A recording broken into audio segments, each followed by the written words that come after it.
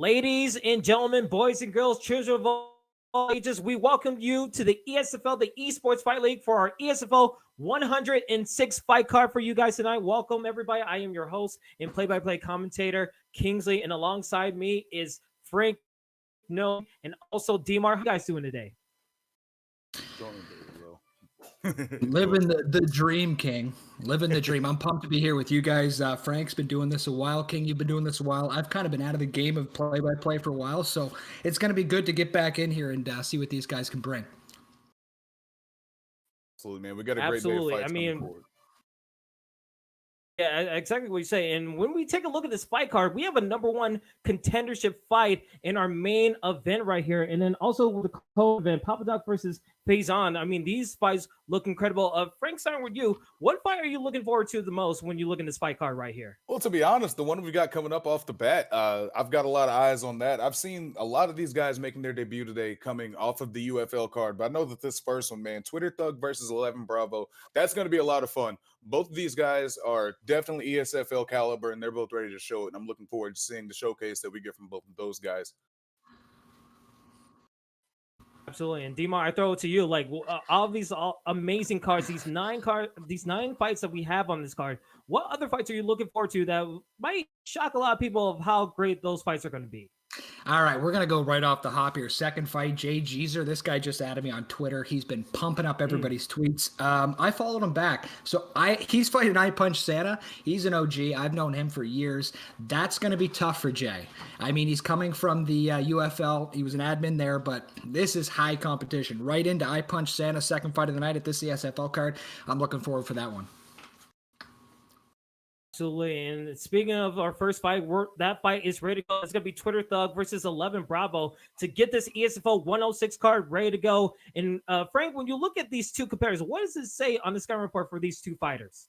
Well, both these guys are very well-rounded guys, but with Twitter Thug specifically, he's better in the striking. I feel like he's an excellent pressure fighter. He gets in your face, he stays there, he brings the fight to you. Whereas 11 Bravo, if this fight goes to the ground, that's where he's going to shine. That's where I've seen this guy just really show off some major ground and pound skills. He's got good submissions. He was able to defend the UFL title several times and largely on the back of that grappling. So it's going to be an interesting stylistic matchup, and I'm looking forward to seeing who's going to take it. Absolutely. And then for you, Demar, when you look at the featherweight division, what kind of fighters are you expecting to be in the selection of these two fighters? You see good grappling for one side, adaptable striking for another. Where do you think these fighter selection picks are going to go? I would have gone with Conor McGregor, but that's just me. I believe the grappling stats might be at a disadvantage, but the striking from featherweight McGregor is spot on. But you also got Volkanovski here, who was, I believe, a pick against Ortega. Those are great choices as well. But I'm not even a Conor McGregor fan, but I would take him in this division just to up my striking a bit more, knowing that my grappling could help itself. So let's see. They didn't pick Conor, so this should be good. Quick question, Demar. Out of the Conors, which one do you like better? I like the new one because he looks cool. Ooh. Okay. Yeah. Fair enough. I can respect that. No, seriously though, I like the haircut. He just that Conor feels quick anyway. So any advantage I can get on the feet personally, I would take it. And anyways, here we go, boys, to kick off this card. And here we go. The first fight of our ESFL prelims of 106, our fight card, live here on Twitch and on YouTube. Again, 11 Bravo in the blue gloves using Brian Ortega, Twitter Thug in the red using Volkanovski. And you can see in our predictions, 11 Bravo, 12% of the people in the chat decide that 11 Bravo is going to take the victory. Well, overwhelming 88 is going for Twitter Thug. And already we're seeing both guys just dancing in the pocket, trying to get some strikes going here, Frank. Yeah, both these guys are in the pocket, mixing it up, and both guys are trying to find that good shot. 11 Bravo's getting some good pulls there, and he's able to parlay that into a hip toss, but Volkanovski does a good job getting up there. Yeah, and then for you, Demar, already we saw that judo throw get landed, but still already back up to the stand-up as we're getting close, and some good striking landing for both competitors. Yeah, as we got him right down. He tried to hip toss. This is the second time. He got him right into side saddle. He's got a lot of time to work here, King. Trying to go for a crucifix doesn't work. Now a sneak back in here to half guard. We're going to see what he can do with half guard. Still a lot of time to work for Bravo here, and he has Ortega, so you got to be careful with the submissions. You can bet he's trying to advance to mount, probably set up some fakes here, King. And you can see the blood just pouring out of Volkanovski's skull right now. All right, and the posture up for 11 Bravo. 11 Bravo taking the advantage to attack the body a little bit, but now we're going to back and full mount. You see, just the transitions not really getting out fully. Both guys trying to fight for grappling advantage. You have to think this is very important for 11 Bravo to possibly get back into that crucifix position going through this half guard. He's doing such a good job here, Frank. I mean, if you watch it, Frank, he's gonna look at the GA marker, look at the blue build up for Ortega here. And yeah, easy pass. You can see Bravo's getting his baby punches in. He's got to avoid that though. Nice sneak up. Twitter Thug right back to his feet. Yeah, that was a beautiful job by Twitter Thug to find that opportunity to get right back into the feet. Maybe he caught Bravo when he wasn't expecting it. But like we were talking about, he's so knowledgeable in those ground positions. He does a good job getting that grappling advantage up just to make those transitions nice and easy. Also showing some good striking here in the pocket, though. He's showing he's not afraid to mix it up here as well. Already getting closer and closer to the 1 minute mark of this contest right here. We see Brian Ortega. He's getting the advantage in the grappling right now. Oh, vicious rock! Vicious rock right here, Frank. And you have to think he's smelling blood and water with these strikes. He is, but he's got to be careful, man. Even whenever he's hurt, Twitter Thug striking is so dangerous. You can't take any chances with this guy. You can't play around even a little bit. D-Mart, if he keeps, rushing in like this, he might get countered himself and end up in a bad position. Yeah, he's got to be careful because he's just trying to get these pullback counters all day. Maybe a nice head kick here from Twitter Thug to really change up the rhythm. Maybe a 1-2 head kick. He's might maybe try to slip on those, but there he goes. Lands the uppercut. Jumps in the guard. Can he get the finish down? 5 seconds left. Shot. Oh, wow. Hey. Woo! Jeez. Oh, wow. Link, and you missed it. There you go. Twitter Thug putting the Twitter fingers away and selling it in the virtual octagon as he gets the victory over 11 Bravo. What a good, just a little bit of a comeback right there. He was getting dominated on the ground, but able to get that posture up and rock. And there you have it. Twitter Thug getting the victory. Like I said, man, his striking is so crisp and his counters are fantastic. I feel like he caught Ortega coming in and just set up a nice little hook, straight uppercut, and just that's what ended up setting up that finishing sequence. He was able to follow up with the ground and pound and then just get the shots he needed to finish it. A great job by Twitter Thug on that one. Yeah, 11 Bravo was looking really good. And he just, like I said, he just kind of lost position there, I guess.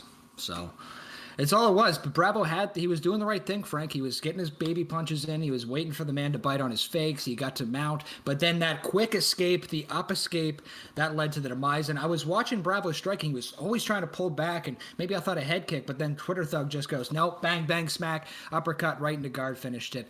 Great job. Yeah, it was beautiful. How often do we see that in real life, though, man? Somebody's doing very well in a fight on the ground. The opponent gets up. Boom, there it is. Game over. Yeah, absolutely, and it was game over for that. But now we're into our second fight right here. It seems like both guys are ready in the fighter selection screen, as it's going to be a very interesting matchup between I Punch Santa versus Jay Jesser. And Frank, when you look at the scouting report right here, both guys very interesting on the scouting report.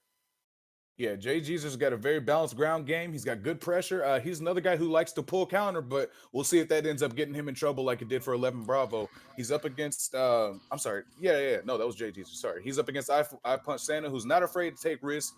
A very unpredictable striker. He's got very aggressive stand-up. He's going to be looking to put that to use against Jay Jeezer here and get his hand raised. With the TJ Dillashaw pick that he's hovering on right now, it looks like that's what he's going to go with. He's going to be able to take this fight anywhere, D-Mart, so what would you do to counter that? Well, this is going to be fireworks. You got two of the best people in the division, obviously, in these two. And like I said, Punch Santa, he's tough, man. I've been playing this guy since UFC 3, way back probably 2017 I met him, and he's awesome. Really good on the ground. Awesome on the feet, but he's really, really good on the ground. So when I ever fought him, I had a hard time finishing him, and I prided myself on being one of the best. So Santa's a puzzle. He's been fighting in ESFL since this game dropped, since August. And I think Jay's in for a tough one, man. I'm pulling for Jay here, but he's going right into the deep end, skipping everything else. Remember to get your predictions in throughout all of these fights as we get this second fight ready to go again. You have a TJ Dillashaw versus a Peter Yan. Again, I Punch Santa in the red gloves, Jay Jesser in the blue, and so far meeting up in the center octagon, trying to figure out this, going through a little bit of the process right here. And so far, a nice body switch kick into the body of TJ Dillashaw, but already we're seeing different change of levels right here, Frank. Yeah, I'm really liking that body work from JG's to start things off. I love putting that water in the basement to start things off. It's always going to be an investment. If you can stick around in the fight, it'll pay off. Yeah, 100%. He started off with a cat kick. I can't even talk. I can't talk. A calf kick.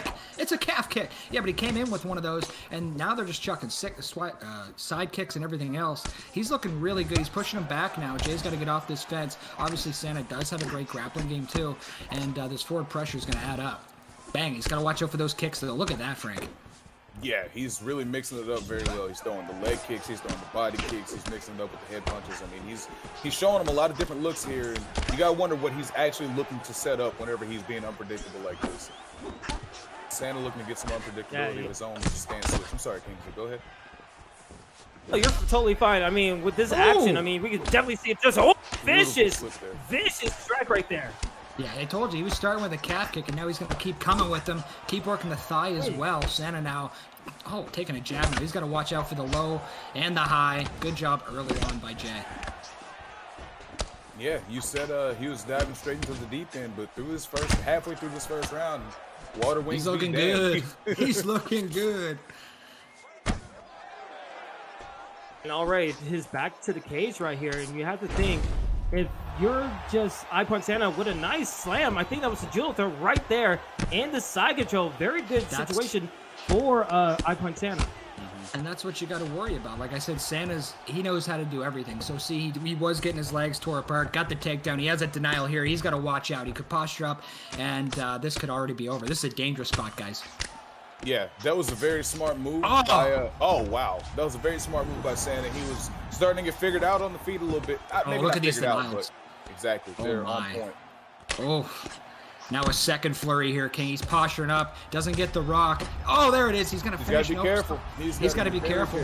Oh, it's almost there. It's almost there. He just needs a little bit more time, maybe a little bit more striking, but so far so good. Just able to just put his punches together and just get away from that defense from the ground and pound.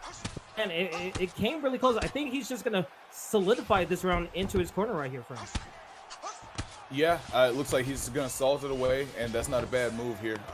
It looks like both guys see their avenue for victory going forward. You know, if you're iPunch Santa, get this thing back to the ground as quickly as you can. If you're JG's or stay out of range, keep mixing things up on the feet, and, you know, you should have a pretty decent time going forward. What are you seeing? Yeah, basically, it's just he had to keep his back off the cage there. I said that earlier, and then eventually when he got him back to that spot, that's when he attacked with the takedown. And you got to see here, he's trying to feint with the front kick there, and then just ate a nice leg kick. And he took a rock from it. So this is what he does. Gets him against the cage, slams him right into side control. And then he took the round over from there. So I think it's 1-0 Santa, but he's got to watch out for these leg kicks coming into the second. Already charging into the second round right here from both compares. As you see, Jay Jezer, he's trying to attack a little bit by trying to use a little bit more slips to make his striking a little bit more unpredictable. But iPunch Santa not having any bit of it, as he's still standing in the phone booth, standing in the pocket, trying to get some strikes in, get a little bit of that jab straight combination through. But a nice whiff from iPunch Santa, trying to get more into his opponent's building and getting that nice knee onto the body of Jay Jezer. Yeah, he's got to be careful, though, man. He's getting in the pocket, getting into these long exchanges. That block health is just starting to drop. I'm looking at both guys, but specifically Santa, it looks like his block meter is just going through a lot right now. He's going to have to be careful, move his head, and get out of range. Yeah, Santa might have to go back to that strategy of getting him to the ground. He's eating punches here in the pocket, boys. Good job here by Jay. And he's trying there, another leg kick, just jamming those in, winning the battle on the stand-up here, right on the feet. Yeah, he's in a nice striking groove right now. Yeah, absolutely. I mean, the striking groove, I mean, he's using those leg kicks a lot more than we've seen from the previous fight. And he's able to just work on the movement of TJ Dillashaw. But, vicious, aggressive moves from both fighters. And Frank, you have to think, take it over. I mean, it's so far so good. Yeah, so far so good for JG's. He's just got to make sure he doesn't get too close to this fence so he can stay off the ground. Because if he can keep this thing going on the feet, man, if he just keeps touching him, he's going to eventually fall down, because Hermes is JG's the same guy. He's making all the right reads right now. He's hitting the body when he needs to. He's hitting the head when he needs to. He's making he's having a lot of success, and he's doing a lot of damage on the feet. if you're Santa, you gotta get back to the ground, right, D-Mark? I think so, but you got to think Santa's actually getting some good leg shots in here. If you look at the left side of Jay's leg, the big welt there on the calf, he's getting in shots too. But I think he's still going to be all right, to be honest. Santa's a skilled guy. He's just, like I said, got to watch out for his lead leg and his block. If he does that, I think he's going to win this fight. And he's getting closer and closer. He's doing nothing to like really deter his opponent from getting his defense going. Block. But right now, Jay Jezzer, just amazing blocking, just amazing use of the stamina so far, and those leg kicks just been damaging the TJ Dillashaw legs so much. You have to think that leg health is going to be low at the end of these fights. Oh! Hello. This is kick to the face right there, Frank. Yeah, that's gonna wake him up for sure, or put him to sleep if he lands another one. It all depends. That's what Santa needed. He was losing this round, I think, and then that's gonna be a great way to get the momentum back and possibly to going in their favor. But that's the pendulum swings once again. This is a barn burner. 30 seconds left. These guys are just throwing at this point. Jay coming down. He's got a little less stamina. Nails in another leg kick. 20 left. He's got to watch out for that block. Santa pushing him off, Frank. 15 to go. I gotta be honest, I want them to make it to the next round. We need to see 5 more minutes of this, or however much longer it lasts. The legs, you can feel the contact. Who wouldn't mind to see this for 5 rounds? Jeez. Exactly. That was a lot of fun. Close And now round. I've got one apiece personally, boys. Me too. Well, I mean, yeah, because it seemed like Santa was gonna take this round, but I don't know. Hermes was able to come back and get that rock. But does the rock trump the knockdown? I don't Exactly. know. This round is fireworks is all I know. Yeah, exactly. I know this fight's going to be fun going into the 3rd round. They've both got, I'm not a virtual judge. Yeah. Yeah, I have to think, like, going in this 3rd round, you have to think both guys are still in danger. I think, like, 1 or maybe even 2 mistakes. If it goes to the ground, it might go into the favor of Jay Jezzer, but I think I punch Santa. If it stays to the stand-up, he still might have, like, a better chance of finishing his opponent. I don't think we're going to go to judges. I think we're going to see a knockout in this 3rd and final round of the 2nd fight right here. Oh, prediction, we go to the decision. Somehow, some way. What a leg kick. He just starts off with 3 solid kicks. And that really sets a tempo. But look at the head health. These guys are both flashing, everything flashing here. It's like a 1976 vehicle. Bang! Yeah, and as we see it, we're already 1 minute through this 3rd and final round. Hermes, that head health was blinking a little bit ago. And TJ Dillashaw, I mean, the leg health, you have to think, what's going to take for him to switch stances if he keeps on getting hit with his leg attacks? I don't know why he switched back to conventional. He was already in the southpaw. Hello. Now JG's got to deal with his own leg damage. But as I was saying, he was already in the southpaw. Maybe he's trying to draw a leg kick out, but why? Because that's what's going to happen when you do.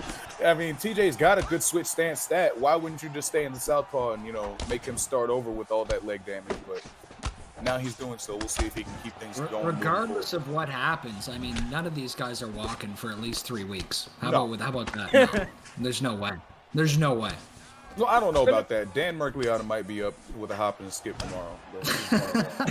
Yeah, as he sits there and watches these guys just take it. These guys, man, next Raw could really, you just don't know. I mean, Santa's got a good stamina lead here, so if Jay does try to explode on a 3-piece, that could be trouble. The block the gauge thing is, is they low. both seem like they're just one shot away. I was They gonna are, say you're right. they both seem like they're just one shot away. They keep getting these good combos off, and then right whenever a shot looks like it's gonna end it, somebody blocks or gets their head out of the way, and then the other guy's coming back with his own flurry that ends much the same way. And we're getting closer and closer to the end of this 3rd and final round right here. Oh, but a vicious! I think that was a leg rock right there. And Frank, you have to think he has to switch his stance again. Yeah, we see him do so, but now he's just got to remember, stay in southpaw, man. You have no reason to go orthodox right now. There's a minute and a half left in this fight. You have no reason to leave southpaw, especially when you can still hit shots like that. Wow. Jeez, it's going back and forth like in 2nd round. Jesus. It's a fun fight. Right? Oh, you know what? Thank God we're not judges. Oh my God, it's that might be getting it. closer That and might be closer. it. That's done. Oh, there it is. Wow. Incredible. I Punch Santa gets the victory in that highly contested. What an excellent bout from both of these guys right here. But man, I Punch Santa putting the name to his gamer tag, actually punching out his opponent and getting the KO victory. That was an excellent fight from both competitors. It was a lot of fun. Both guys showed incredible skill. Both guys had their moments. There were times where it looked like Jay Jeezer was right about to, get one more shot to get the knockout. And then there were shots. I mean, there were moments where it looked like Santa was just, one moment away from getting his victory, and he was able to pull it out. D-Mark. It was insane. None of these guys are walking for 6 months. Easy. Not 6 months, 6 weeks. But either way, it just changed the tide. I thought Santa might go to the ground a bit more after the success in the first round, but he didn't want it. He stood on his feet. He exchanged leg kicks with Jay, and they just had a battle there, man. That was a great fight. Early contender for fight of the night, I know, but I don't know how much more can get better than that fight. I really enjoyed that one. It felt like at any point one shot could win the fight in that third round. And that's what I like to watch. Good competitive fights. I hope you guys have your seatbelts ready for this roller coaster because it has been an excellent fight card so far. And we still have 7 more fights. But before we get into these 7 more fights, we're going to take a quick intermission and just get everything all set up for the next couple of fights.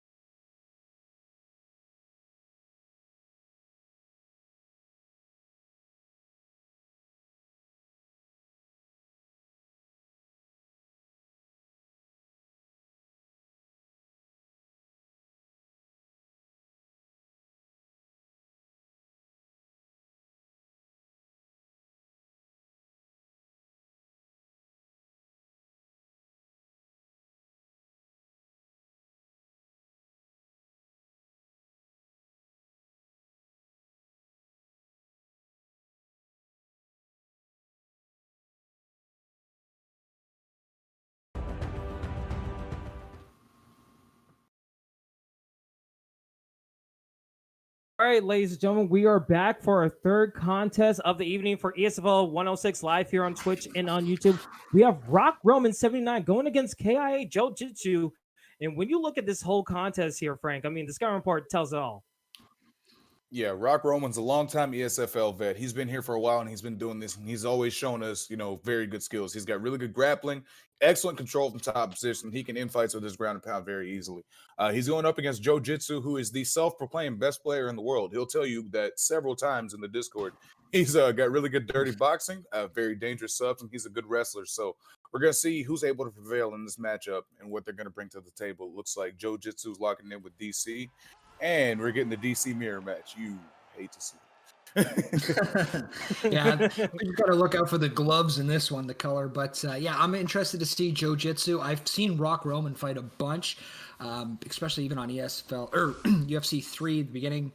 I'm excited to see Joe Jitsu, the self-proclaimed best player in the world. It looks like they're 3-3 in the rivalry, so this should probably be a good fight.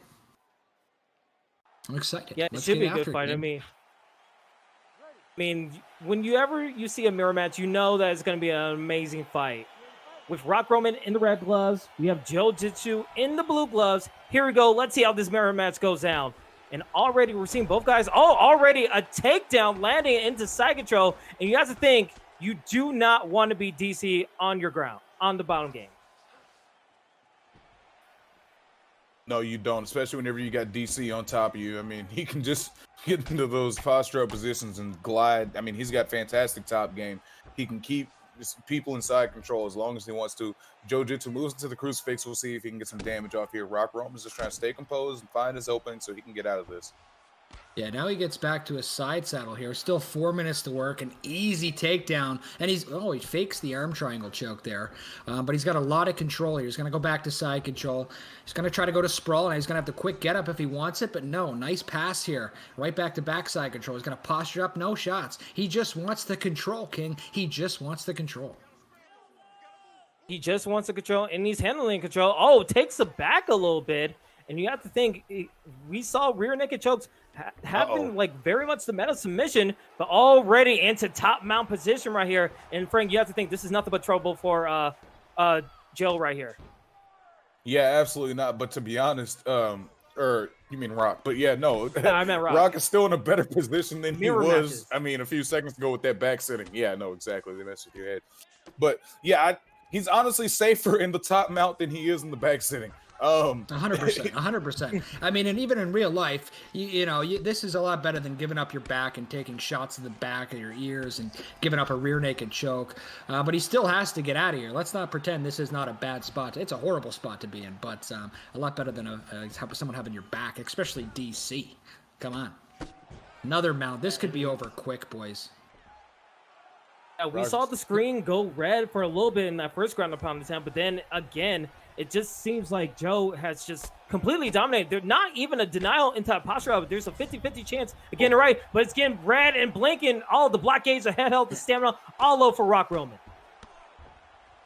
This is bad, Frank. Bad position right this now. is bad, Frank. He's denied everything. He's a denial god.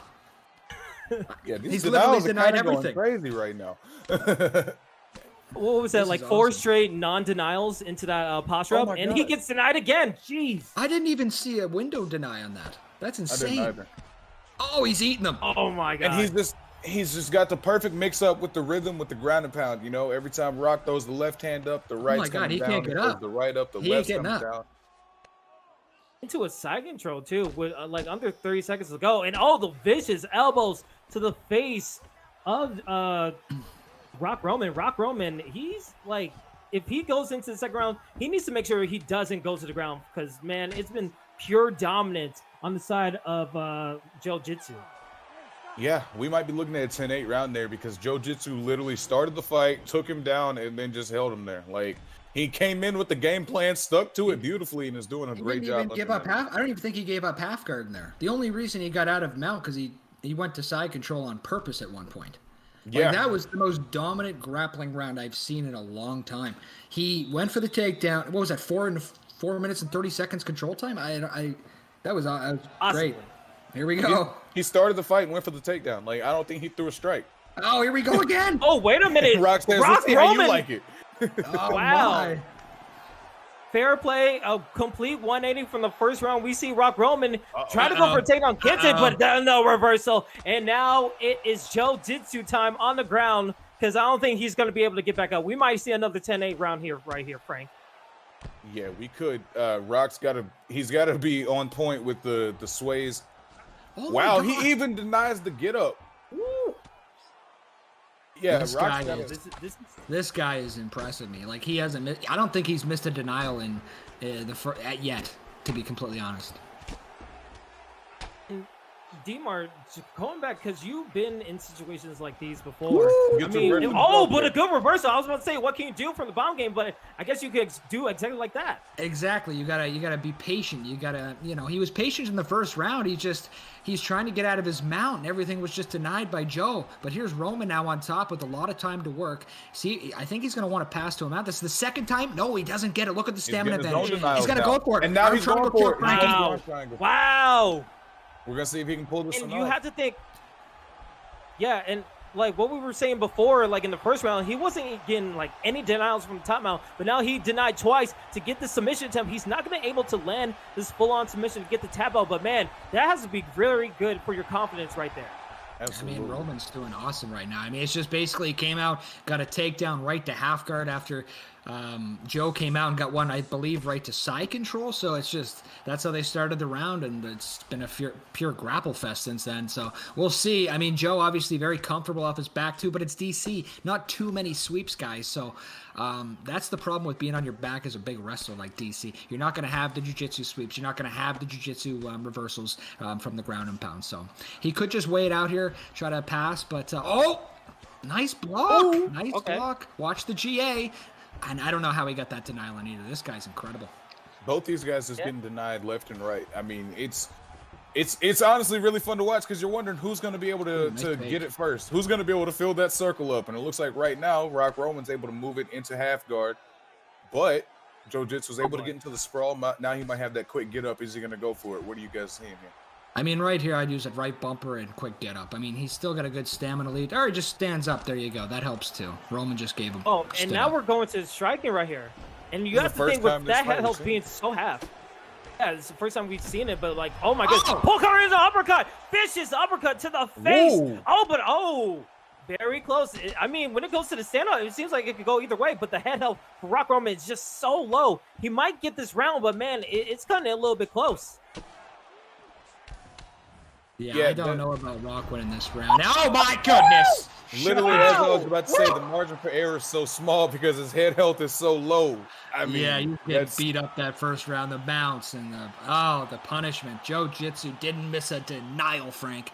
That was fantastic, to be honest. Joe Jitsu looked incredible on the ground. He lived up to the Jitsu in his name. I mean, a beautiful uppercut as he caught him going for the body work. Oh my goodness, that left hand was filthy. It's almost Ngannou-esque. I mean, obviously it's not quite the same as the Ford Escort, but it's in the neighborhood. Yeah, and you have to think, like, the whole game plan. I mean, he started out with the first round, going for a takedown, had complete dominance in the first round, but then when Rock Roman took him down, he was able to reverse it, get some punches, and then when he thought, like, okay, I done enough to your head health on the ground, once I get back to the striking, I could do whatever I want, do a pull counter, do an uppercut, and then you're easily done for the taking. So, in your opinion, Demar, do you think that was the strategy all along for that whole 100%. fight? 100%. He was beating his head in for the whole first round. Denial, mount posture up, denial, mount posture up, denial, mount posture. Eventually, you can only take so much, and in this game, there is bleed through damage. So, yeah, you're going to show up to the second round. You're going to have a big swell on your head, and it just takes a couple shots after you have a guy on the ground for, 4.5 minutes, and just, giving him shot after shot at light heavyweight too. That's a big division. So, you get the guy to the ground. It makes the striking a lot easier because you just spend 4.5 minutes punching his head in. So, good job, man, Joe. I was very impressed with that performance. The guy's got a feet on hips, and he's just like, yeah, I'll deny that. No big deal. See you later. Good job. Wow.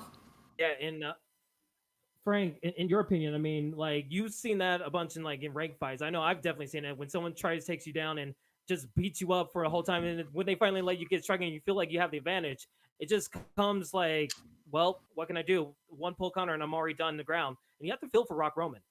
You do, because he did seem like he was starting to come on there in that second round. He was starting to find his rhythm. It seemed like both on the feet and on the ground, he was able to get his own takedown, get his own top control. Like we talked about, turnabout was fair play. He was getting things going his way, but right before he could get that crescendo, it just all came crashing down. So, that was a good performance, but absolutely. just came up just short this time.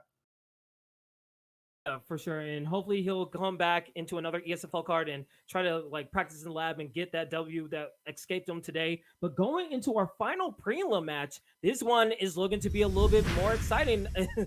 Crazy to say, but we might have a Conor McGregor matchup, as it's going to be Yurda 312 going against Bang Bang. And as we take a look at this fight card, this is our future prelim, but we have so many fights coming up. And when you look at it, I mean, D-Mart, this is going to be an exciting fight. This is like Dominic Cruz being on next week's pay-per-view as a prelim fight, in my opinion. This is going to be an absolute banger. I'm excited for it, Frank. And also, if the fight card, you guys are here. Gaming Echo's playing tonight. I'm excited to watch that guy. He's going to grab somebody's joints. I mean, look at this fight. There's still so many good fights. There's 9 total. I'm just pumped for it. And this match right here, how is this a prelim? Not sure. And as we see here, Frank, on the scouting report for both of these gentlemen that are about to fight right now, Yurda versus Bang Bang. Bang Bang was a late-minute replacement going to his card right here. So he kind of has this tall order trying to get himself ready for this fight as we get things going right here. Listen, I enjoy watching Bang Bang fight, and I'm not ashamed to say it because this is the guy who's going to bring the fight. He lives up to the Bang Bang in his name, and he's one of those guys, man, stamina be damned. He's going to just come in and start throwing. So I'm looking for him to do exactly that here. Yeah, and we already see the just combinations just flying hot and heavy. Yurda in the red gloves using the old Conor McGregor. Already get a knockdown already. Lincoln, you'll miss it. Here we go. Can he get the knockdown? This is a crazy position to fight. And it's already Frank, over. did I tell you? Yurda. King, who did I tell you? Who did I tell you? Pick him. Pick Conor McGregor. Just pick him. I think I cursed Bang Bang. I'm sorry, man. Woo! I mean, wow. Frank, I know you were excited about Bang Bang, but Yurda said, I hear all this chirping, but it's not proven on the canvas. As we take a look at the replay right here, I think that was a hook, maybe an uppercut. Oh, my goodness. Wow. That uppercut at the end, watch it. Watch that uppercut at the end, boys. Clips him on the ear. Oh, yeah, right you there. See it. Right in the temple.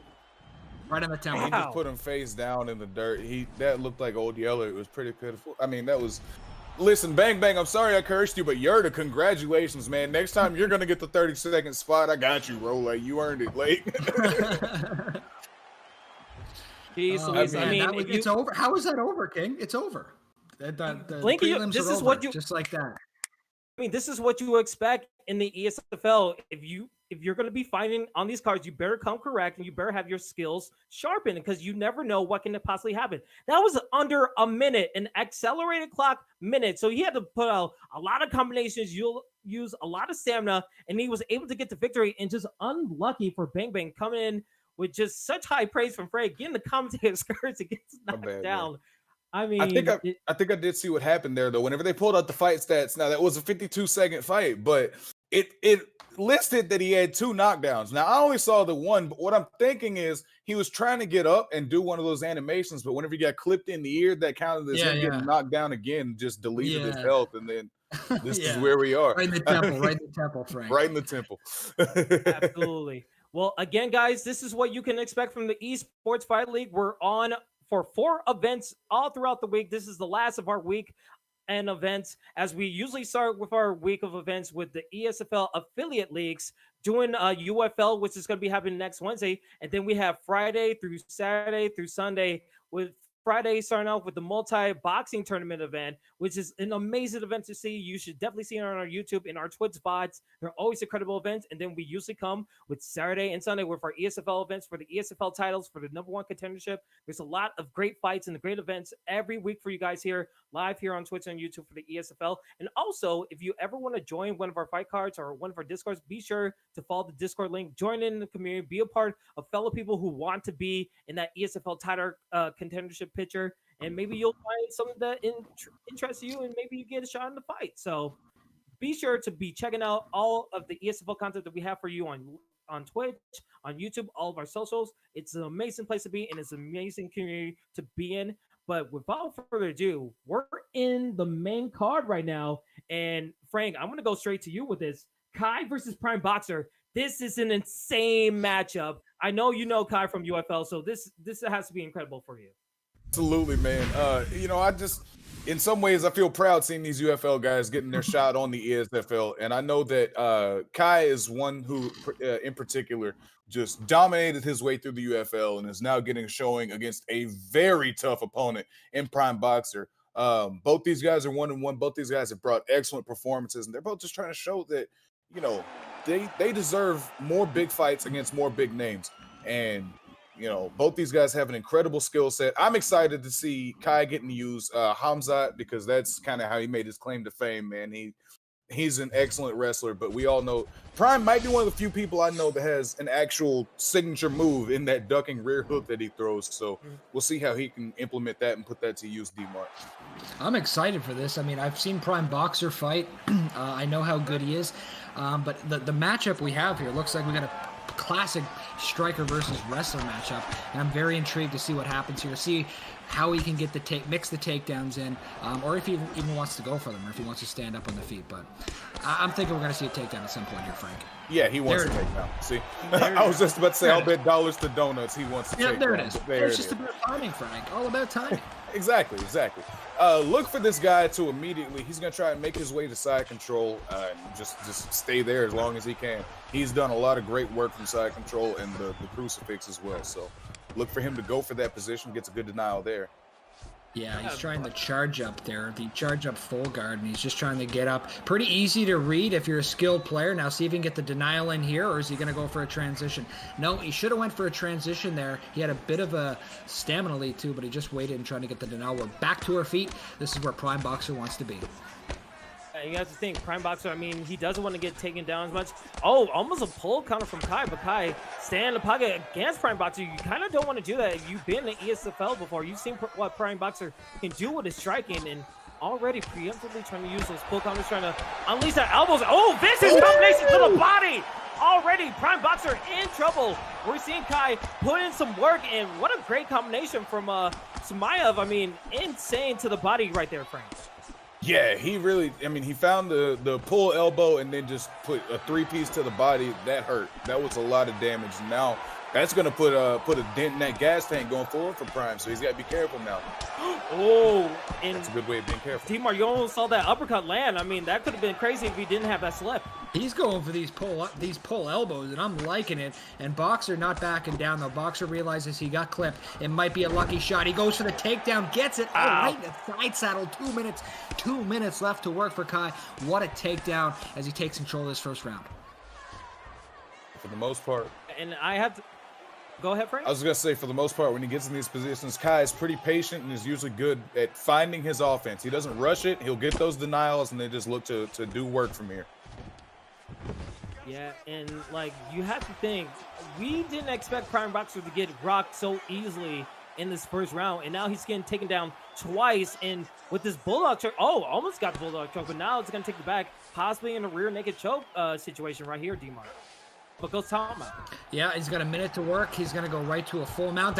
We saw this is the second time tonight. Prime Boxer getting up with 45 to left. We know what happened last time. He got right back to his feet and rocked, and he's going to come at him. Pull elbow. Another pull elbow. Oh, now he's got both. Oh. He got rocked in the body. He's going to attack him. Oh, my God. Holy shit. Whoa.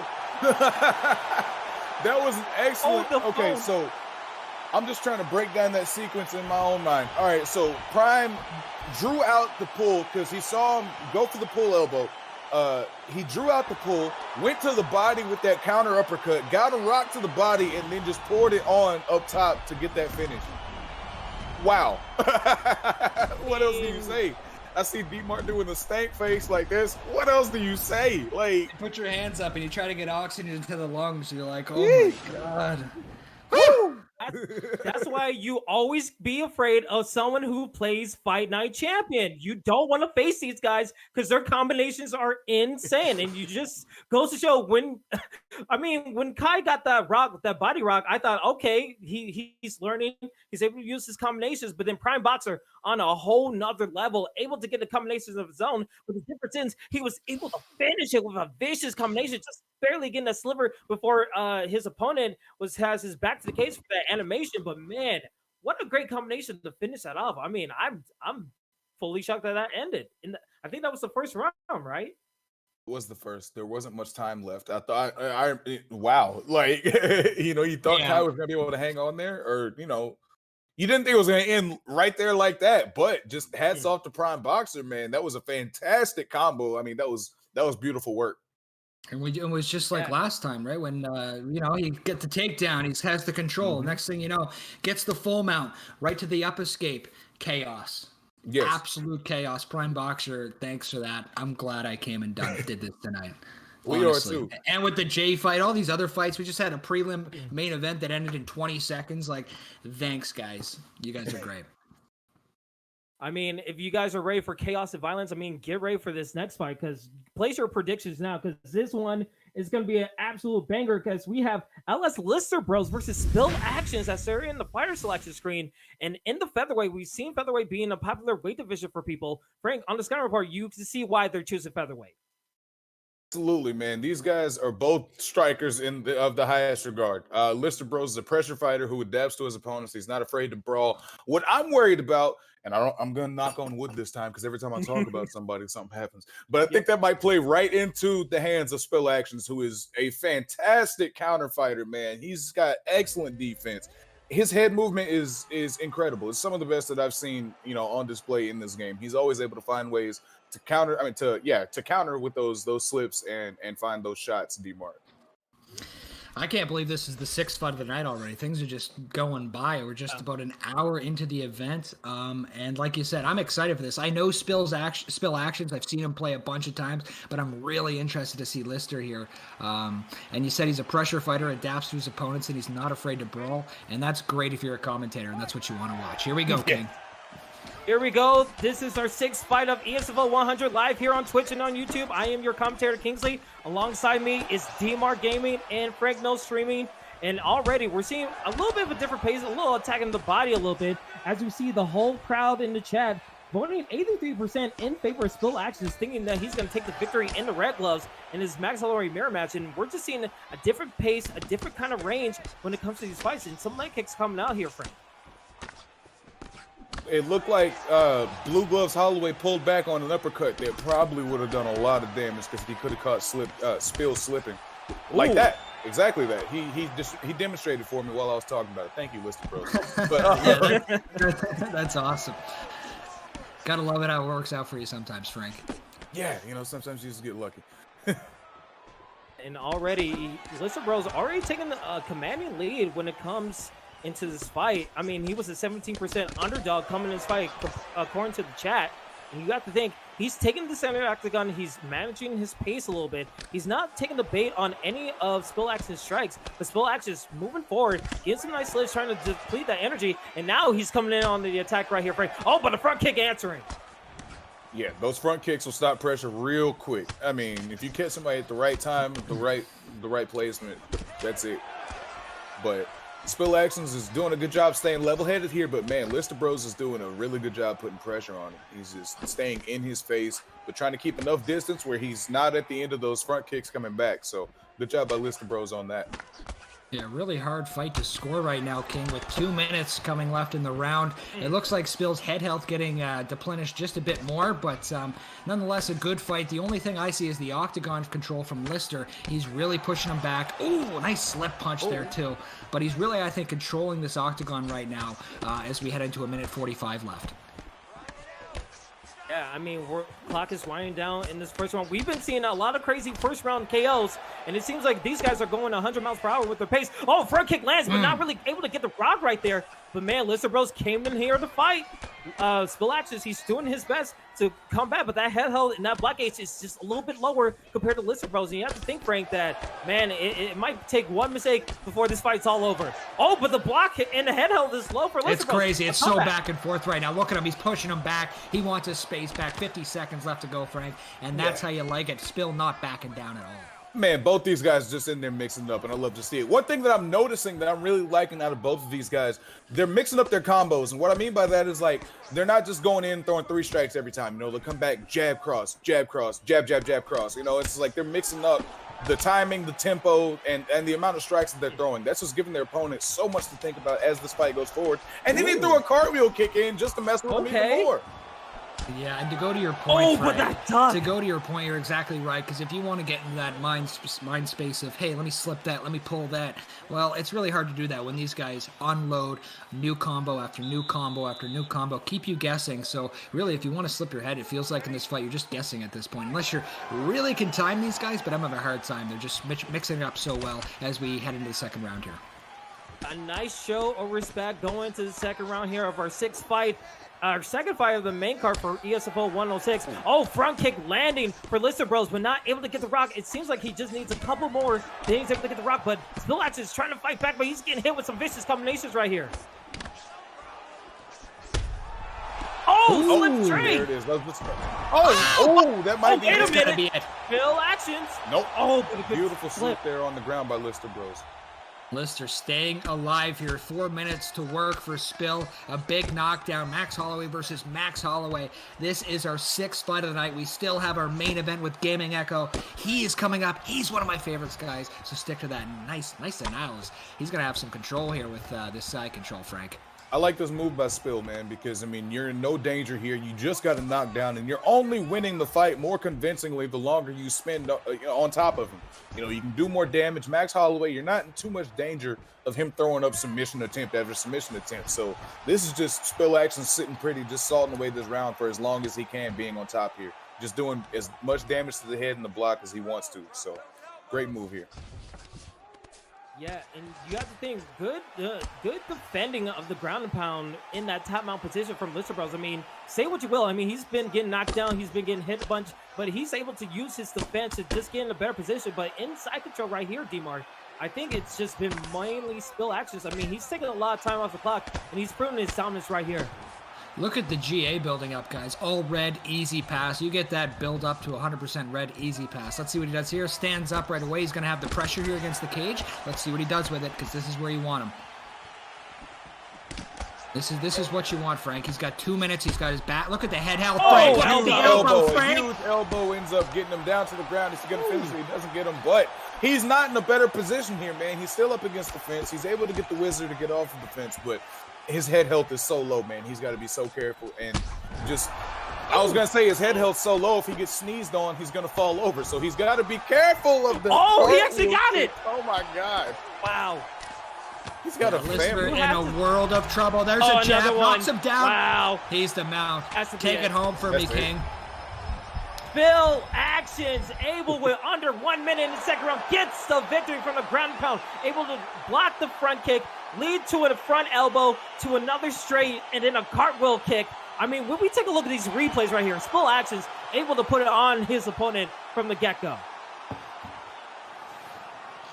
Yeah, I mean, Frank, let's go over this. It's a replay of a couple things going on here, but I mean, everything came together. It just clicked at one point for Spill, and next thing you know, he's had zero health for Lister at all. And like Frank was saying, a sneeze would have knocked him over at that point. And I think he even got a cartwheel kick through a block at one point. So That's it. That's my point, D-Mark. That man hit a cartwheel kick, and my brain just stopped. Like, I haven't processed much of anything since that moment in time. He hit a cartwheel kick in front of people. It happened, and then he won the fight. Right. Yeah. I mean, most of the time you see people throwing that, they're just throwing it. But like he set it up. He had gotten the head health down to nothing, shredded the block, and then just threw it up there and finished it off with style points with the gusto. That was, I mean, a great performance by Spill Actions. I'm impressed as always. He hit him with a cartwheel kick, bro. He did. He planted and he smacked him.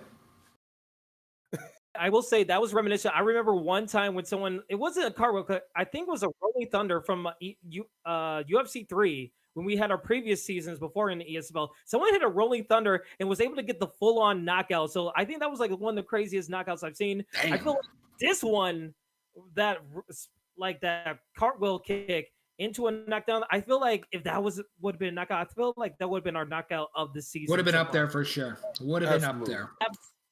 Absolutely. And Spill Actions, congratulations to you. Hopefully we get to see you on further up in the card, maybe in the co-main event. I mean, he's been putting on some good showings. But speaking of good showings, guys, our next fight OG Bulldog versus Elite King. Get your predictions in now, because this one looks to be an amazing fight at bantamweight. And Frank, when you look at the scout report, these guys are no joke when it comes to UFC 4. Yeah, no, not at all. Bulldog always comes to play. He's a very balanced opponent. He's a guy who's always game, no matter where the fight goes. He's got great wrestling and top control. He's got fantastic striking. Bulldog is just like, he's very well rounded. Again, I'm gonna knock on wood because every time I talk about somebody, but he's fighting a guy. Down. Yeah, he's fighting a guy in Elite King who's got very good head movement. Also, is just a guy who presses forward, calm and collected. Is just another great striker. I'm looking forward to seeing what we get out of these guys, man. In the bantamweight division, which is always fireworks, D-Mart.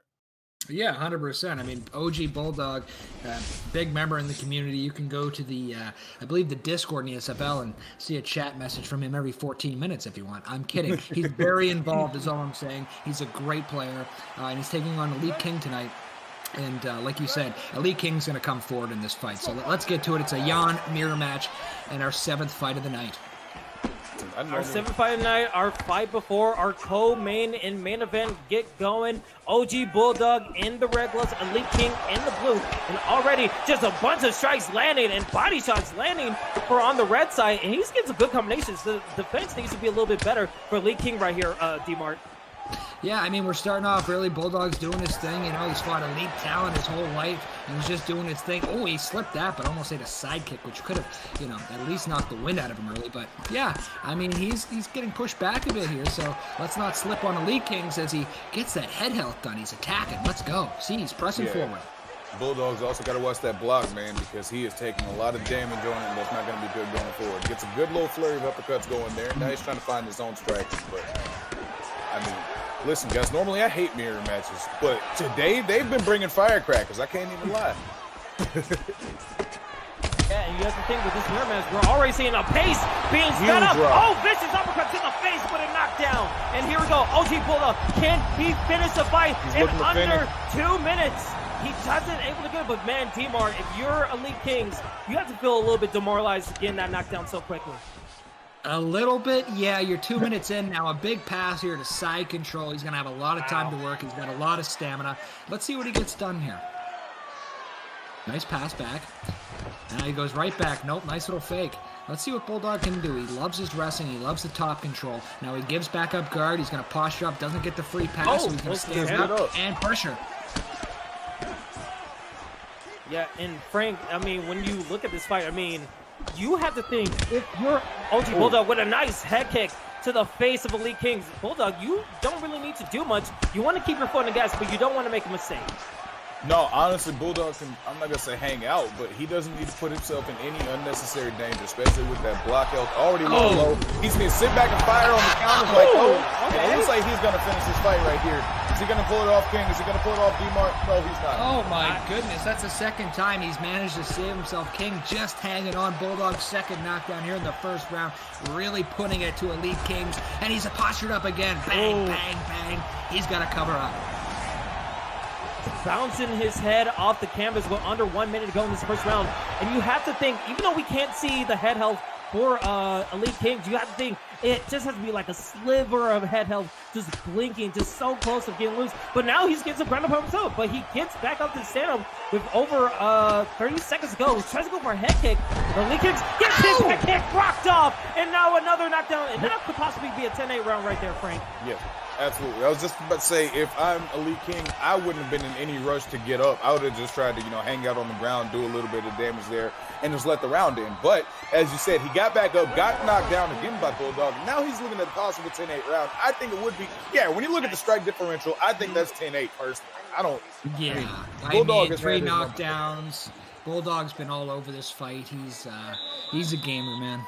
Like I said, every 14 minutes in the ESFL gaming chat, you can see him there too. Here we go, second round. It's going to be a tough hill to climb for Elite Kings. D-Mart here.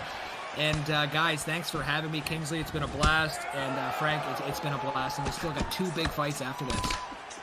Absolutely. We're already getting to the swing of things. As you see it, Lee King's getting rocked again. Will Bulldog try to do a spinning back as he tries to go for it, goes for a head kick, trying to bleed out that blockage a little bit, trying to knock down his opponent again, but Lee King still staying strong in the pocket, taking the center of the octagon, tries to go for a head kick, not really landing with those head kicks straight. It seems like that's his favorite move right there, Frank, but not able to land.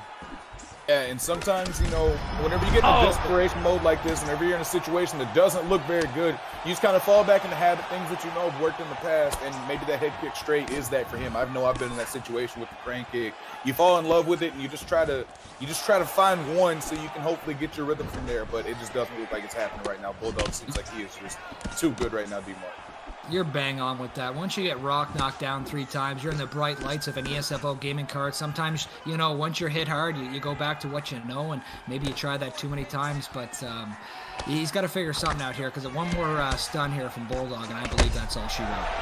This might be it. Let's see. No, he managed to survive again. Can he get the takedown? No, Bulldog gonna deny. Doesn't get it. Single under, knees to the skull, gets him against the cage. Now he's gonna watch out for that stamina. Yeah, and you have to think, Bulldog, that's his 4th stun of this whole entire fight. He had 3 knockdowns in the first round, but again, he's using a lot of stamina, even though Lee King is still, like, not really that high up. Oh, but a front kick and a change of events, a little momentum building for Lee King right here, D-Mark. This could be a little bit scary for Bulldog. He needs to watch out, but again, another stun, and this could possibly be uppercut for Bulldog as he gets the victory. A matter of time, Frank. It was a matter of time. We saw the dominant first round from Bulldog as he celebrates with Peter Yan. Yeah, good job, kid. Awesome fight. Yeah, I mean, that was just a great performance by Bulldog there. It just seemed like, I mean, it seemed like he knew what was going to happen before it happened. He was able to make all the right adjustments with the strike. Got a huge body rock there at the end to set up that uppercut. And that was just, I mean, it was a ball rolling down the hill, man. Once it got started, there was no stopping it. And, hey, hats off to OG Bulldog for a great performance, King. Absolutely. I mean, when OG Bulldog was able to do, he was able to dictate the pace a little bit. I mean, he saw that, you know, I'm really impressed with what Bulldog did. I mean, he was able to get 3 knockdowns, 4 stuns, maybe 5.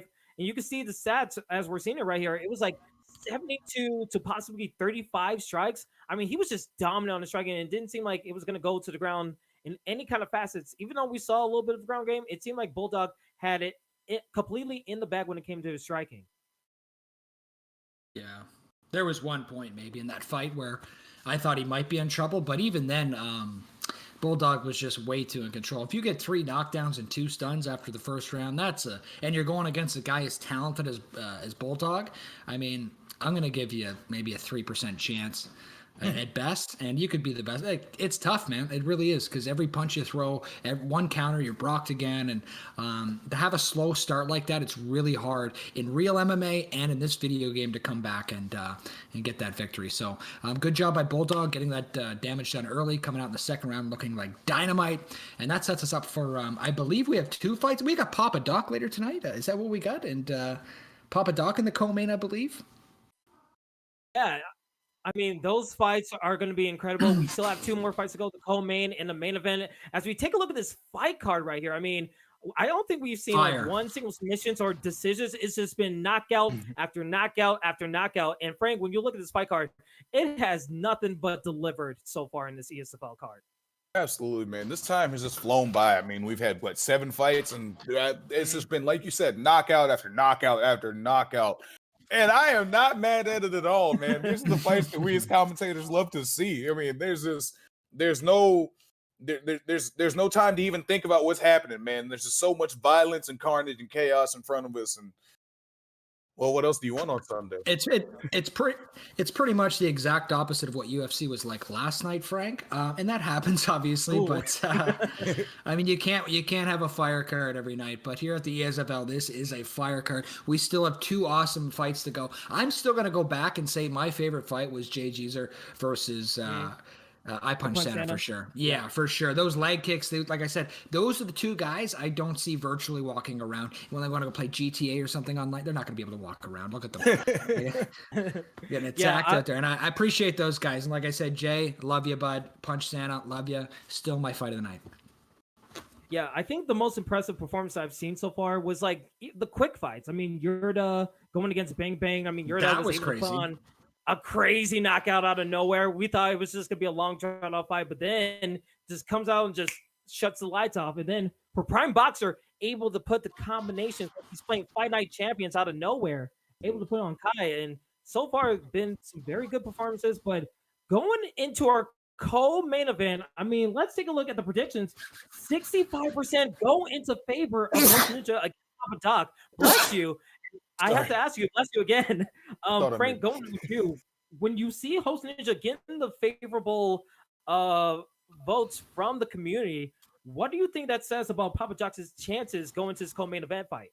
Well, it's interesting to see if that's going to light a fire under Papa Doc, see how he plays as an underdog. But that just shows, I mean, how well known and well respected around the community that the Host Ninja is. This is a guy who just has every skill in the toolbox that is necessary to be successful at any level in any facet of this game. I mean, he's just one of those guys. He was able to step in on short notice against Papa Doc. Number one, who else is going to say that they're going to be willing to do that? And this is just, I mean, Papa Doc is on the other side. A guy who's a UFC esports champion is being considered an underdog, D-Mar. What do you think about that?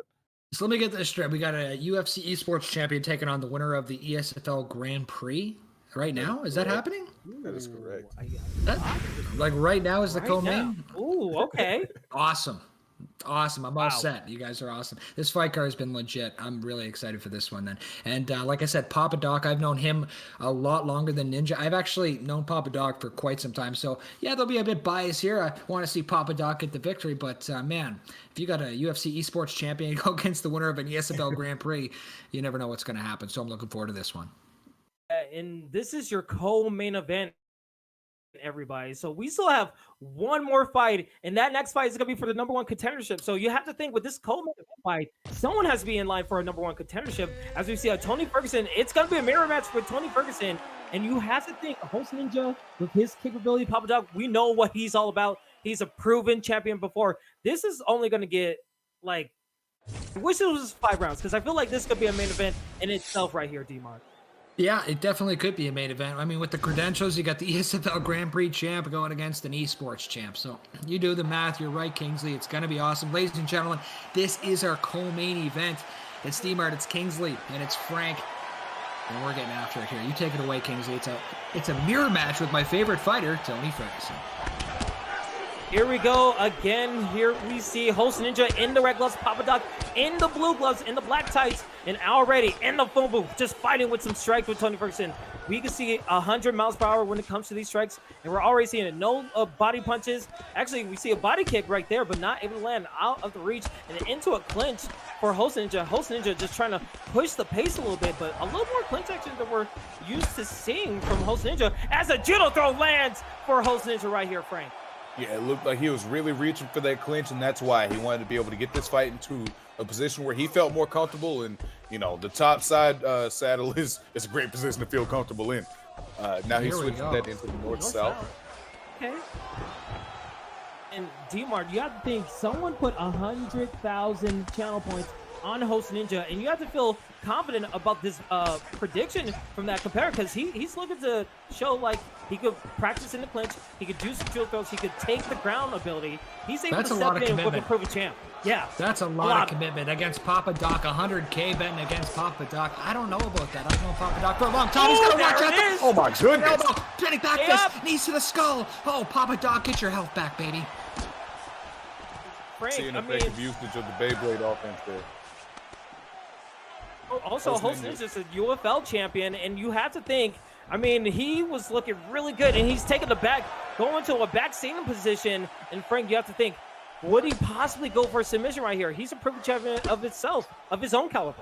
Oh, he'll absolutely go for it if he sees the opportunity. See? Here we go, Frank. There it is. Take it away, Frank. And with the back-setting RNC, you don't have to fear God himself, I don't feel. So, I mean, if you've got the opportunity to go for it, why not? No. Oh. He canceled it. He canceled it. Yeah, he wasn't winning it. He wasn't winning it. So Host Ninja, the UFL champion, in control here. I believe that he is the UFL champion. Am I correct, Kingsley?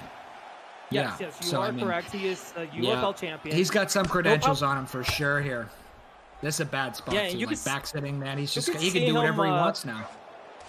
Yeah, for sure. And you can see him on Wednesday for the ESFL Network because UFL is actually going to be streaming live on the ESFL Network on Wednesday. So he's fighting on this card, and then he has to do a short turnaround and get into another fight for his title on Wednesday. But so far, so good in this half guard right here, Frank, under 1 minute. And you have to think he has to be taking control of this round.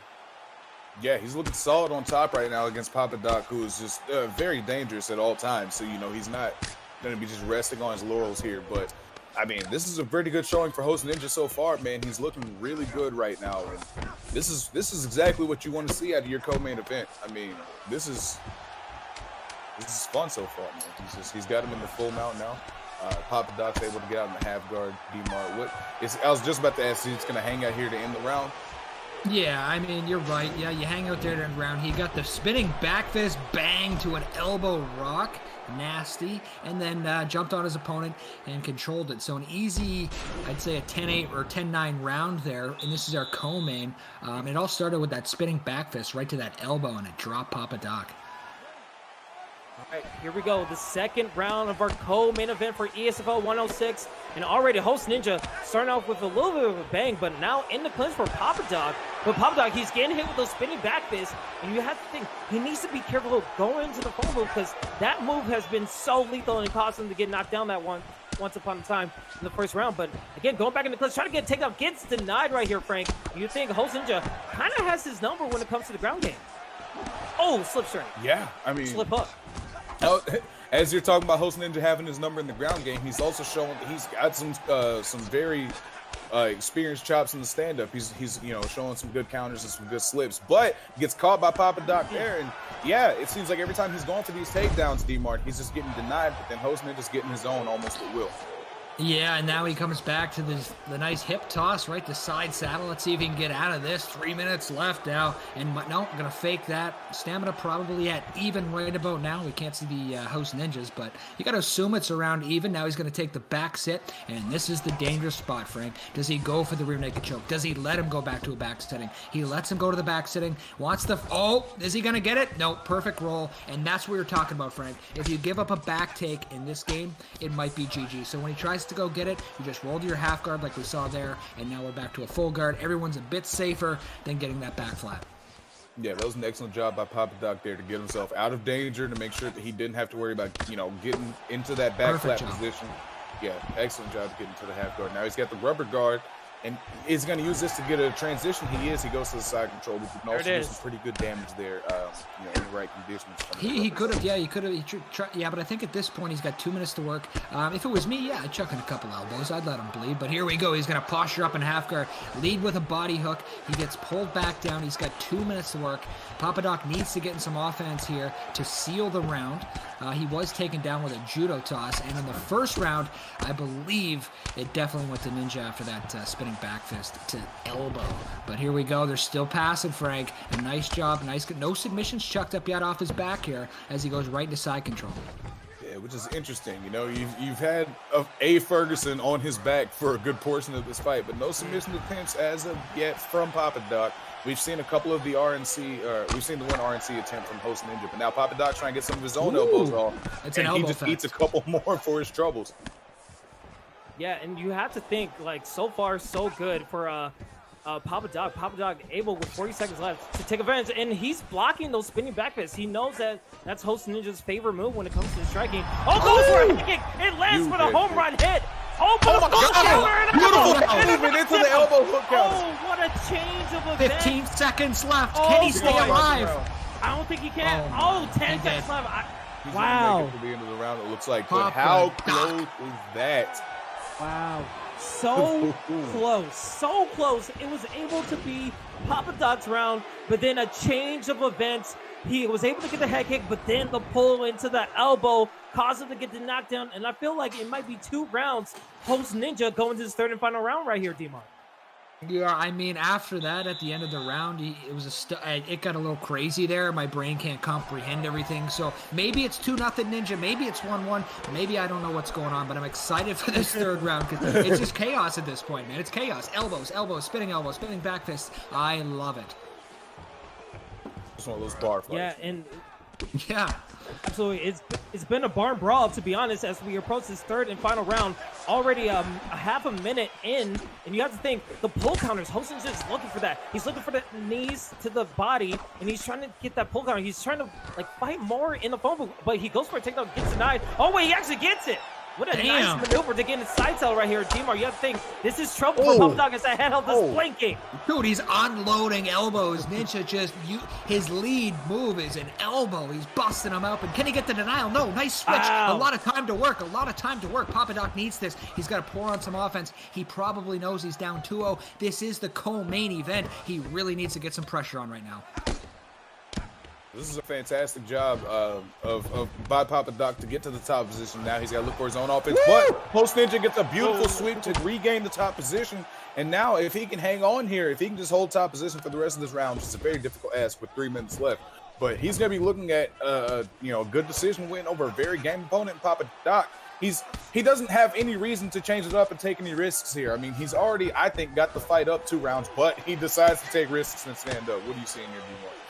Yeah, that's a really tough spot. That sprawl position in this game's tough, especially if you're on top, because the bottom guy can really just, kind of wait there until the ref stands up, or he can pull you back into half guard. Another toss here. Nope. A late denial. Nice scramble here by Papa Doc, but his head health is just diminishing here. Oh my goodness! Oh, wait a minute! Wait a minute! Hold the phone. Papa Doc has something to answer for this third and final round. Under 2 minutes, Host Ninja, he was a little bit on the back burner. I feel like Papa Doc has downloaded complete of his opponent, and now he's on a warpath. He knows he needs to get down. Oh boy, he gets rocked himself. He gets rocked himself. Goes for a head kick. He gets it. I think it was his jab for the knockdown, not the head kick. Or else that would have been it. Oh, but a knee to the face. Oh my goodness, we might see the end. That's it. He's done. He pulled off a sweep. Go Plata. Oh my God. A fight so far, ladies and gentlemen. What is going on? Papa Doc is on top of just under a minute left. Final round. JG, sir, I punched Santa, pushed over. We got a fight of the night. No way. If he gets this, it's close. The escape bar is a little bit higher, but Papa Doc, he just needs to find a way to just keep his nerves upon him. Oh my goodness, it's gonna be close. 28 seconds. Gotta believe, Frank. I mean, it's possible. It seems like it's gonna be close. He's asking the chat to share their energy with him. Wow. He's gonna end up in guard. 10 seconds left. Are you kidding me? Great finish to this fight. What a fight, boys. What a fight. Jeez. Guys, expect fireworks because I think you got him. Oh my God. Yeah, that was something else. Just when you thought you already had the fight of the night, boom.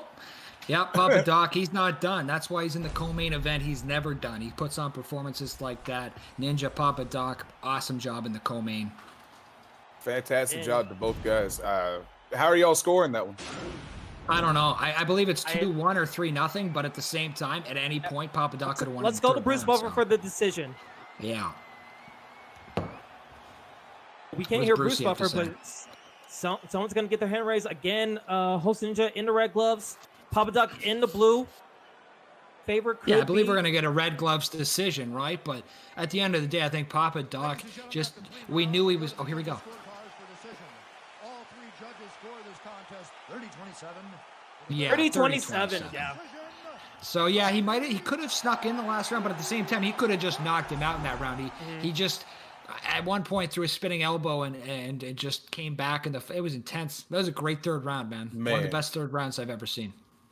Yeah, that's a case of 2 guys going out there and showing that they both won it in the third round and giving everything they had to that end and just trying everything possible to get that victory. But in the end, it was Host Ninja who was able to get his hand raised. Papa Doc came up just short tonight. But that's not to say that he won't be back. That was a fantastic performance by both guys. A lot to love there, King. Yeah, I honestly could have loved to see that be a 5-round fight, and hopefully we get to see them again running back in the future because that was a fun fight. I feel like in that second round for Papa Doc, if he didn't get knocked down in the second round, he might have like a better chance going that third round because I feel like that was in his head going that third round. And he had to kind of rush his opponent a little bit, and he ran out of time before he could get like a submission or even a knockdown. That one could have been a lot Uh, of fun if it was 5 rounds. You know, but we'll just have to see what happens next time those two meet up. Absolutely. And before we get into our main event, ladies and gentlemen, we are going to take a quick commercial break. So stick around with us. Our main event is up next.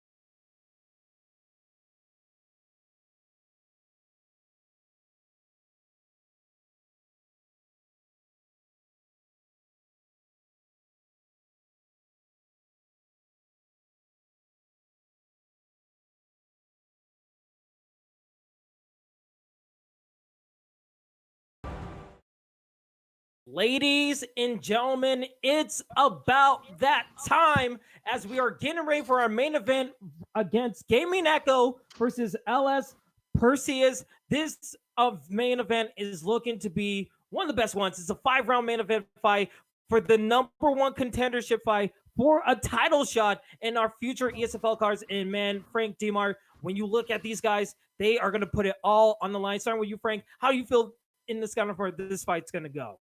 Man, all right. So part of me is this thinking that they're going to stand in the middle and just, scrap like we saw in our last fight. But I think that this fight's going to end up on the ground at some point or another. And whenever it does, Gaming Echo is going to look for some type of submission of some sort.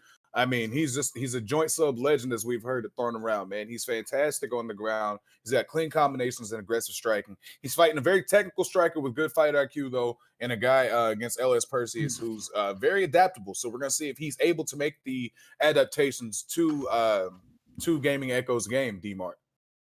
Yeah, I'm just excited to be here, guys. I haven't seen an ESFL main event since I believe the first fight card for ESFL or for UFC 4. So it's been a pleasure to be back in the booth. We had 8 solid fights before, which sets us up for this.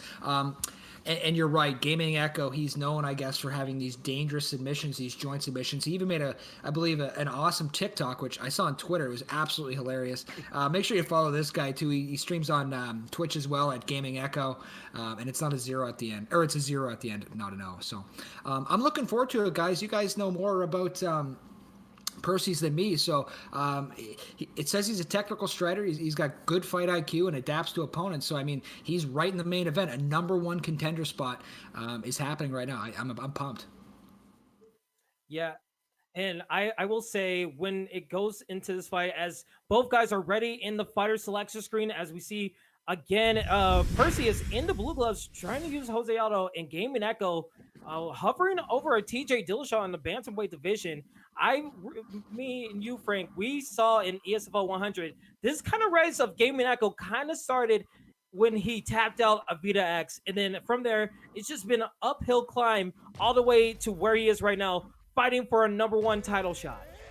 Yeah, he beat Vaden and has just been able to keep the momentum rolling since then, has been getting better in every performance, and he's looking to culminate that in a ESFL title. And this is the next, this is the fight that he's got to win to get that title shot, and he's going to be looking to do just that. So We're going to see what happens against LS Perseus. We've seen one Dillashaw get his leg cut off by an Aldo tonight. We'll see if it happens again anymore. Yeah, Perseu, I'm excited to see him. Another LS guy. So Lister fought earlier for LS, and now Perseu's going to fight in the main event. Here we go. Perseu's Gaming Echo, #1 contender spot on the line, and take it away, King. Here we go. Gaming Echo in the red gloves.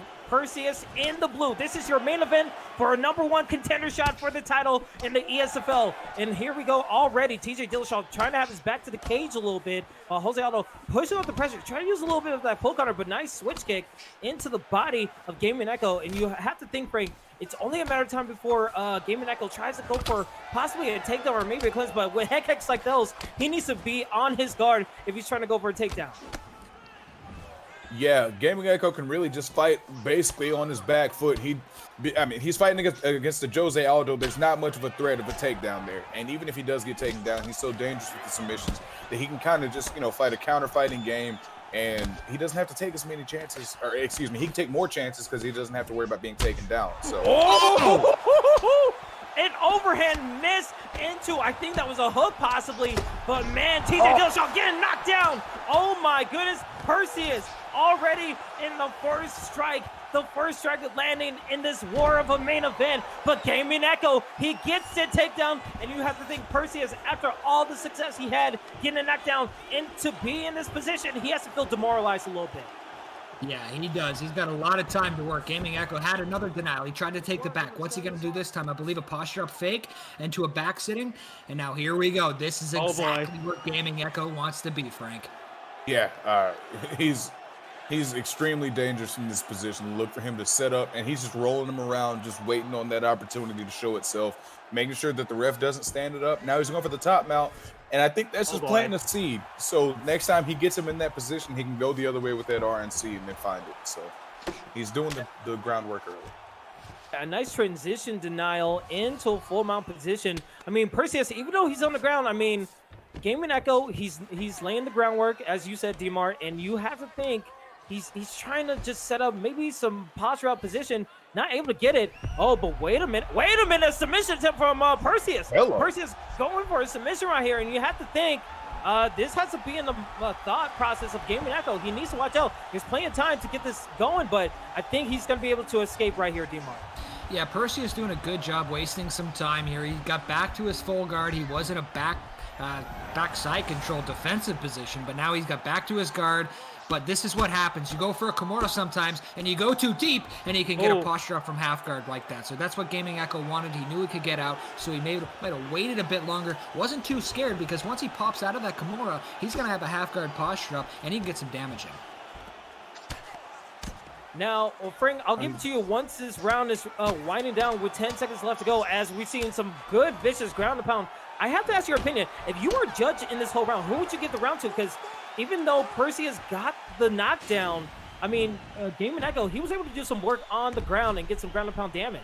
No, I'm still giving that round to Perseus, man. I feel like that knockdown, he was able to just, I mean, don't get me wrong, Gaming Echo did do some good work with the ground damage there at the end, but I just feel like that knockdown supersedes that at this point in the fight, man, because, that's, I agree with you, Frank. That was dangerous. He was already, covering up, and he landed up some already broke that block down about 2 minutes in. So, yeah, Gaming Echo did get to the ground where he wanted to be, but there was way too much done there by Perseus, and he easily takes that round, in my opinion. Yeah, and already in the second round, we're seeing a couple of strikes landing for Gaming Echo. He had some straights into the face of Jose Aldo. Jose Aldo, with a flying knee to the face. Gaming Echo a little bit taken aback, and now he's on the back foot. I mean, he likes finding his comfortability, but a takedown, not letting. He takes it back, actually gets the backside, gets into a backpack situation, and now we're back on the ground. Gaming Echo has to be feeling really good about this, D-Mart. Yeah, he does, but at the same time, there's a lot of damage done by Perseus. So even if the control time here, another one. That's the third time in a row, Frank. We've seen it 3 times in a row. They all getting up from mount. What keeps happening, they get in the mount, and the guy's like, all right, he's not going to go for the up one. I mean, nobody goes for that. And then they do, and then they get it. Yeah, it's just one of those things like, hey, he's not going to try it, and then he tries it. And just like that, and like I said, now in control again. Perseu's in control on the feet as far as I'm concerned. Landed an awesome flying knee right before that takedown from that back take from Gaming Echo. But he just got up in about 30 seconds, so you got to be feeling confident if you're Perseu's here. 3 minutes left to go here in the second round of this 5-round fight. Yeah, but at the same time, something I'm keeping an eye on. Gaming Echo keeps catching him, leaning back, looking for those pull counters, and Gaming Echo's just throwing jabs, straights, just just touching him, just trying to get little bits of damage that he's knocking off, and he keeps catching him going for those pulls, and that makes that damage and that vulnerability just that much higher. So that's something interesting to keep an eye on as this fight goes forward. Yeah, we saw Perseu not really getting. Well, I think he got hit with a front kick a moment later ago, and that leg health is that very leg low is just for TJ all of a Dillashaw. sudden. Oh the my legs God. all of a sudden just got red. I've seen them. They were trickling in, but holy, he's got to watch out for that lead leg. Yeah, it it's like felt you like it notice him happened throwing a in few an of those instant. shots in. Exactly. He's throwing a few of those shots in, and you notice them, but then it's like he lands one, and you're like, wait, where did his leg health go? So he's going for the No, back yeah, take another again. takedown. He's holding. Oh, no, he got it. He denied the back take, and now he just goes to the takedown, the turn. Nice denial here from Echo. Does he want the back again? A fake posture up. Another fake posture up. Is he going to go for the back this time? Nope, he's going to go back to his back sit. He's got time to work, Frank. He's got a minute here, and we all know what you can do in this position. But he's going to go right to mount, and like you said, he might be planting seeds later on in the fight. I think that's just setting up the mind game a little bit, D-Mart. Just so Yeah. whenever he gets the back take next time, he's gonna be like, all right, he's going for the mount, and then he's gonna. Here we slip go, it. though. You got to be careful. Uh-oh. There might not be enough time here. 30 seconds Uh-oh. left. I don't know, King. I don't think there's enough. Is there enough time, King? Perseu. I mean, if he's able to get enough of it into like the marker where he needs it to be, I mean, it's gonna be close. 10 seconds left. I don't think he's gonna get it, but it's gonna look really good in the eyes of the judges. I mean, very different round than what we see in the first round, but man, it's shaping up. This could be a 5-round war right here. 100%. And you don't want to give that up. If that happens with a lot of time left, that could just be a GG, So you got to be careful. Gaming Echo really good at taking the back, getting guys to the ground. He's looking a little shaky in the stand-up, but that's because he's taking on a Jose Aldo. And this guy's nasty on the feet, guys. Working the leg kicks, forcing Gaming Echo to get the takedown. And you got to watch out, starting for this third round, that lead leg of Gaming Echo. Yeah, Perseu Yeah. is impressing me, snatching that lead leg like that, the way he's doing in this fight. And you have to think I think Gaming Echo, he already has 3 takedowns so far, so he's getting the takedowns. But when it comes to striking, it seems like Perseu, he knows what he wants to do. He knows what the front kicks he wants. Oh, as an ankle pick gets denied, and I feel like that's the first denial that we've seen from Perseu right there. Yeah, which does not bode well for Oh, Gaming Echo. wait a minute. My God. Was that was a leg event? He caught him with the leg kick while he was going for the crank another kick one. and kicked him out Gaming of the Echo needs to switch to southpaw. If you're in the corner of Gaming Wow. Echo, get him to switch to southpaw because it's not going to end. Yeah. About 3:50 Oh, wow, left. this The could be it. pressure, This the could be it. pressure, It's done. King. We're done here. Perseus on the precipice, knocking on the door of a title shot, able to get 2 leg health events. Gets another one. We're done This here, could boys. possibly be a 10-8 round in the third round, but man, Perseus Perseus. let him stand back up. He's even telling him to switch stances. I don't know if you guys caught that, but he stood up and then wow. switched real quick, almost like, hey, if you click the right stick. Somewhere Lemis, Khan, and Prioxis are giving their thumbs up to this gameplay. 3 minutes left. The front leg of Gaming Echo absolutely chewed up as he's eating another one. And you can see, look at the health left on these kicks. Is he ever going to block a low kick? How many more can he take? 246 left, King. 2 more, and I think it's a GG. He won't be able to walk for a year. I mean, the movement we saw in the new pads, leg kicks are a little bit different, and also like your movement gets delayed a little bit more. You get to wear on that leg health damage, and you have to think the way he gets up, he needs to score. Oh, the first Stop ever the damn leg match. kick Throw in the KO. towel. Discontinue it. Perseus is your #1 contender for the ESFL title, as we will see him next week fight for the title. My goodness, what a victory for Perseus. And on the bright side, whenever Gaming Echo gets his leg back in the mail next week, it'll make an excellent lamp. He can still get some use out of it. But that was just fantastic work there by Perseus with the leg kicks. I mean, would it be premature to say he looks like a PlayStation Papa Lemur? I mean, he had that game plan to shred that leg, and man, he executed it to perfection, D-Martin. Yeah, Lemis, Khan, Prioxis, those guys love those leg kicks, and I can guarantee you they're jacked up about that. And I'm sure they might have thought, yeah, maybe 5 less leg kicks. But hey, Gaming Echo just ate them. We didn't see him change stance. Maybe people will notice that going on, but it is dangerous. Gaming Echo had his back about 4 times. So, I mean, it could have went either way, guys, but give it to the striker. A great job here representing LS with a huge victory. Yeah, it was absolutely a huge victory. And going to your point on Gaming Echo, I think he only attempted 1 submission, possibly. Well, I think it was tied 1-1 in the submission attempts, but it seemed like Gaming Echo was able to bring it to the ground. But Perseus, I mean, with a Jose Aldo and just carving the wood of his leg kicks, I mean, I honestly, when I saw the leg health blink a little bit, I was wondering where did he get the chances of plant those leg kicks to do that much It's damage? subtle, King. It's subtle. It's so subtle. It was awesome. It was just so subtly. We were calling the fight, and it wasn't like Frank and I or you were, oh, he's just attacking the leg. He just subtly chucked him in after each combo or after Echo threw his combo. Bang, attack, bang, attack. Next thing you know, it's blinking, and there was about 4 or 5 knockdowns from leg kicks, and that one finished him. So that was an impressive fight. He will get a gaming or a title shot next week, I believe. Is that correct, King? Percy's getting that title shot. I think he will be getting a title shot next week. I think possibly on Saturday. But Frank, going to you. I mean, what do you think of his chances going to this title shot? I mean, Percy, if he's able to use a Jose Aldo, I mean, he loves the leg kicks. I mean, if you're the champion, you have to look at the tape like, okay, I kind of see what you want to do in a 5-round fight. And if I try to go grapple with you, you're kind of susceptible to it. But you're able to hold your own. I just need to worry about the leg kicks and your striking.